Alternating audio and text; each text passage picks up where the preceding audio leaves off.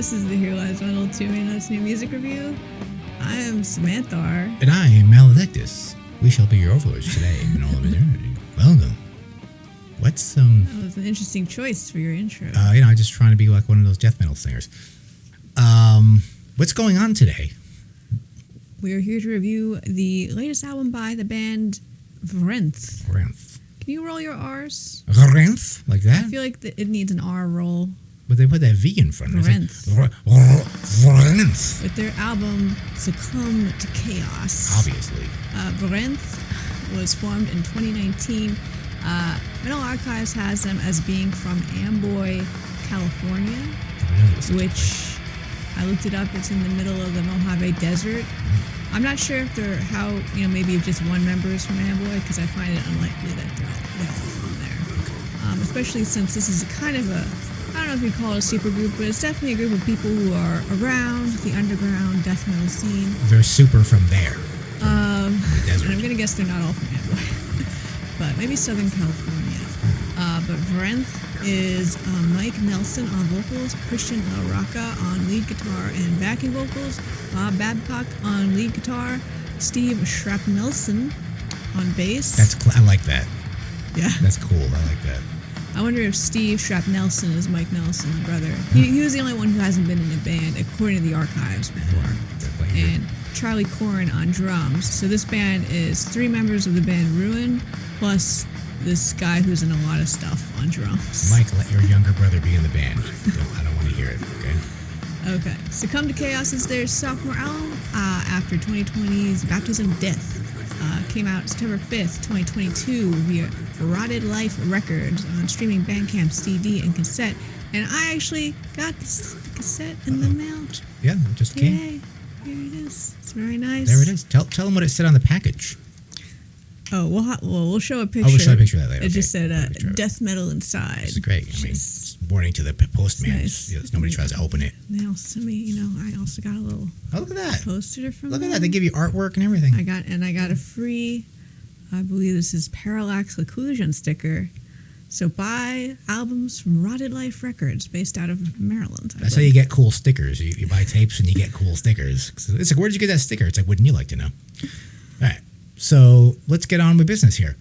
It's now time for the hereliesmetal official 5-point bidirectional classification scale, including the categories of genre loyalty, listenability, production style, musical complexity, and just plain fun. Neither ends of this scale mean good or bad. It's a 0 in the middle and is right or left. It's not like, it's not like 1 to 5 like that. It's like a middle, right? So, okay. So, the first category is true or nonconformist. What is it? I'm going to say we're like at a 2.5 on the true side, so almost into nonconformist, but still true, but kind of not true also. So how do you get a 2.5 score? We're mixing kind of micro subgenres within your subgenre. So in the case of Vrenth, it's all death metal. It's all old school death metal, but we're incorporating maybe a few different death metal ideas here and there that wouldn't necessarily always go together, at least not traditionally. Like style 1 is just this very thick, muddy pummeling, very heavy, very low, blast beats, tremolo guitars, grinding, pounding sections. And style 2 pulls it back a little bit, more like a straightforward kind of, rockin' beat and a nice sick riffs on these sections. A little less heavy. And style 3 is like kind of prog time, I'm going to say. We got proggy guitar stuff going on. They give you the best of 3 worlds. This whole thing feels rather traditional to me. Like, it checks all the boxes of death metal. And it's a band. It's a death metal band, just like the old days. From different traditional styles of death metal, but it's all trad. It feels real. Yeah, it feels very real and very authentic. Feels real. Yeah. I think a good example is track 4, which I think is my favorite on the album, so I'll describe it a little in depth. Integrum Tenebrae. And it's got everything. It's got very heavy riff in the intro, and the signature riff of the song. It's just your good riff. It's your good riff. I like it in particular because it's not too sophisticated, but it has this kind of brooding, thoughtful quality to it. Like, it's got a little bit of subtlety to it. It has a grinding section that's dumb as rocks. And it has also highly technical solos and proggy twin guitars. So yeah, but I would say that kind of basic move between the pummeling sections with the blast beats going into like a nice riff section is the basic meat of the album, and they alternate between them to great effect. Guys are capable of both caveman and wizard at the same time. Yes. Very dynamic. All right. Next we have Sonic Terror versus Distorted Pop. What is it? All right, so as I mentioned, a lot of this album is very thick, muddy and pummeling, so we're getting a very terrifying score of 1.5, almost complete sonic terror. It is very heavy, it is very low, it is a complete assault and cacophony, just a punch to your senses. And they do it without like involving too much, like say dissonance. I think a lot of like sonically terrifying bands, they bring in a lot of dissonance into their death metal. There's like, I found a hint maybe here or there of dissonance, but no, like they're doing it without relying on that crutch. I would say traditionalness. I would say something making this more listenable for me is death metal vocals. I mean, the harsh vocal usually makes sonic terror for people, but it's a very low growl grump type of vocal, but he's very expressive and dynamic with it. He's not monotonous as many death metal vocalists can get. Right, so I actually find that makes it slightly listenable. 1.5 for Sonic Terror. Keeps it moving. The chaotic nature alone of this album just gives it a lot of weight in the Sonic Terror realm. Including it's got these super tuned down guitars. It's very thick. It played in a lot of thick chunks. Very crushing syncopation. Thick chunks. Crunch, crunch. And and all this can't possibly be healthy for the oral well-being of the listener. But like you said, it's not like there's not like total. It's not totally trying to destroy. There's something in there. There's some light in there. There's some good in there that doesn't want to destroy you. It's hard to find though. All right, our production scale: Fisher Price to High Production, Maledictus. All right, so Fisher Price to High Production. I'm going to give this a 3.5, and this diabolical cacophony of this collection of crushing odes of brutality was captured in pretty good fidelity, I would say. Thereby enhances the sonic terror to your ears, I would say. Because it makes it clear, right? There's significant definition between all the instruments, all the many instruments, this full band.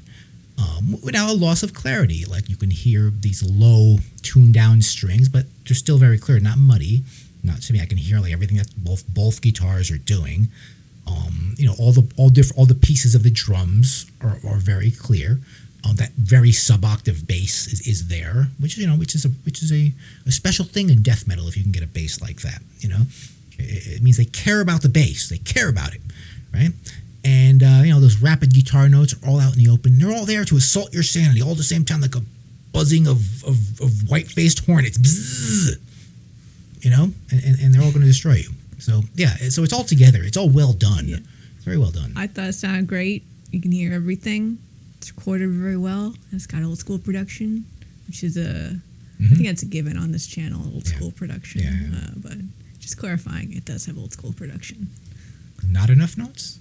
Or too many notes? What is it? We've got a lot of notes, and say 4.5 for almost completely too many notes. All kinds. I feel like half the band on the album is dumb, and half of the band is smart. Like maybe the guitar players and like the drummer is smart. Guys, comment down below what your SAT scores or IQ test, whatever it is. Just, and the vocals and all right.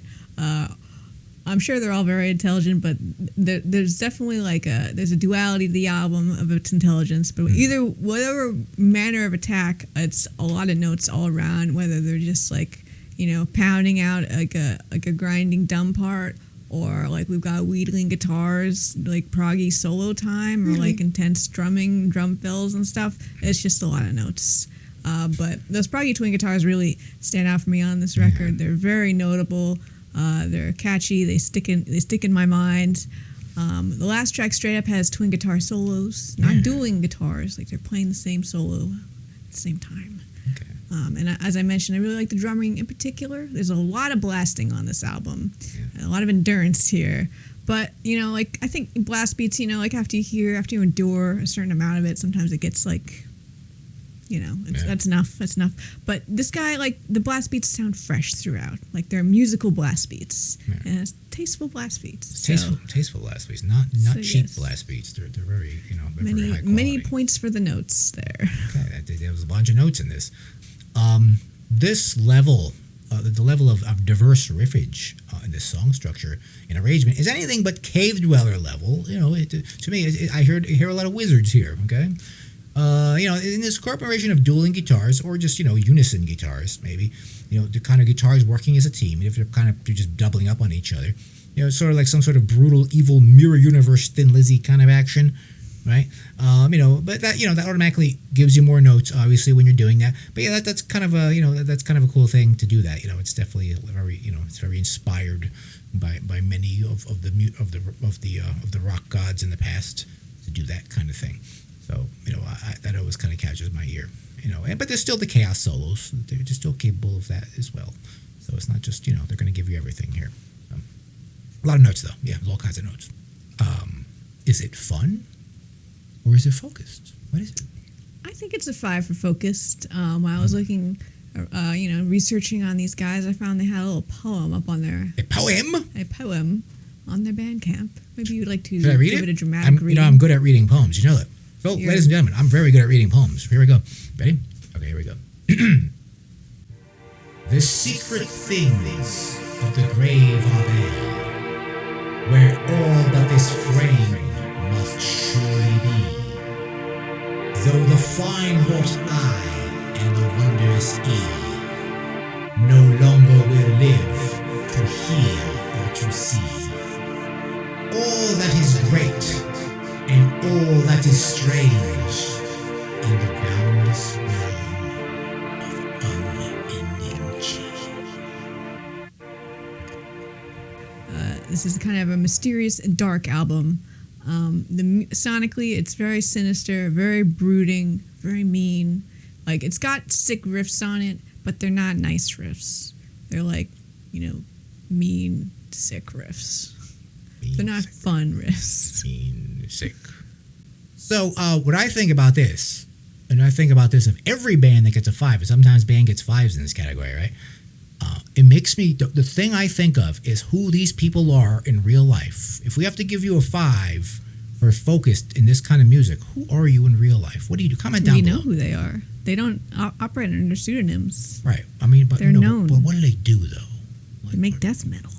What do they do for, like, jobs? I want to know. Like, I'm interested. Out in the desert, what do they do? Wondering. Comment down below. All right, let us look at the art. My favorite part, the art. What the hell is this? Cover art and Tumor Wizard. So I guess that's what we're looking at. The Tumor Wizard by Gruesome Graphics. I see. It's a Tumor Wizard. I see. There's the Tumor Wizard up there. I thought it was a Shoggoth of H.P. Lovecraft. It's clearly... A Shoggoth. Yes, a terrifying amalgam of man and flesh and tentacle. Intestine tentacles with eyeballs at the end. So, the tumor monster. It makes me think he grew that himself. Yeah. Which is impressive. Oh, this is part of him, right? This is coming out of him. Yeah, so that makes me think, he's not being eaten. He wasn't fused with an outside entity. He grew that himself. This is called a symbiotic species. The Tumor Wizard. This is a symbiosis of tumor and man. However, he's dead. He cast a spell on himself to grow this. He's got a pet bat. And you know what? He's got a pet bat. This guy's pretty cool. He's got a skull face because his face fell got off. a whole extra eye out of it, although it kind of looks like he lost his original eyes. Well, he sees this bigger eye now. Maybe his eyes went into the tumor, and that's how he sees now. He's got these gaping maws in his body, more mouths. That's probably how he eats now. Feed. Right, because he can't reach up there, so he's just going to roll over stuff. And he's so terrifying. I would be terrified of it. Reality warping, that all of space-time around him is bending. A vortex has formed around him. Yeah, there's like some kind of thing. A rip in reality has appeared. Some kind of blackened vortex of blackened vines coming out. Or maybe he opened that that portal, and he's come here from the flesh realm. That's a plausible theory. But he He's kind of visiting. He just rolls around like this. He's just like, he just rolls up, and I was like, oh shit! He's kind of like the Kool-Aid man. He just busts in. He's like, I want food, and my tumors need food. And then these things start eating you. Like, and he's like, feed my tumors, right? And then feed my bat. And he just kind of rolls around like this. He just rolls into a place. I feel like his vestigial human part is kind of lifeless. Like if you look at his head, he's kind of out of it. Well, I feel like maybe so now it's just like a useless appendage, and his consciousness is fully within the tumor monster. It's not really a symbiosis. The consciousness is in the tumor, and the man is vestigial because he's just got a skull face. He's missing his face. Yeah, and like you look at his arms, they're just kind of like flopping. Yeah, you don't need those. What are those arms ever going to do? Like, he's never going to be able to reach like a Tyrannosaurus arms. He's never going to be able to reach like these tentacles will grab things and they'll just put it into the mouth here. This is kind of like a guar creature. Maybe someday, they'll eat the rest of the body and just be a writhing mass. Yeah, this came out of him. Like, just, he didn't get it taken care of, and it was just like, and it ate the doctor. Go to the doctor. The doctor's like, oh, I can help you. Oh, the doctor's gone. He gets eaten by it. Yeah, that's what happened. All right. Well, I like this cover a lot.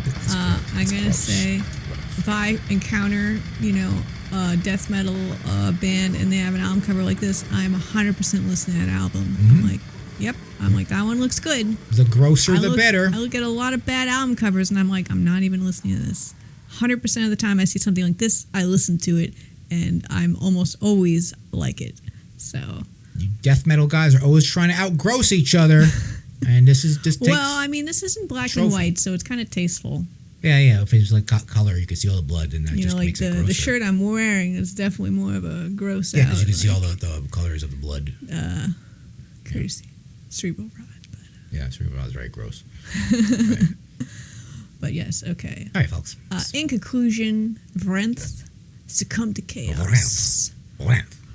Very cool album. I feel, these guys are in the scene, but I haven't seen too much buzz about this album, but I thought it was super cool, and it's just doing everything good, and I really enjoyed the proggy elements because it definitely doesn't take over the whole album. The whole album, it's not, I wouldn't call it progressive by any means, the whole thing, but they just kind of punch you in the face. It's like prog elements. They're like, were you enjoying this? Enjoy it more. Bam! So yeah, very cool album. You have a very punchable face. All right. So that's all, folks. Make sure to hit that like button, hit the subscribe button, as they all say, and find us on the Instagrams, find us on the Twitters, find us on the Facebooks. Find us there, and become part of that. And we'll see you at the next episode very soon. Good night.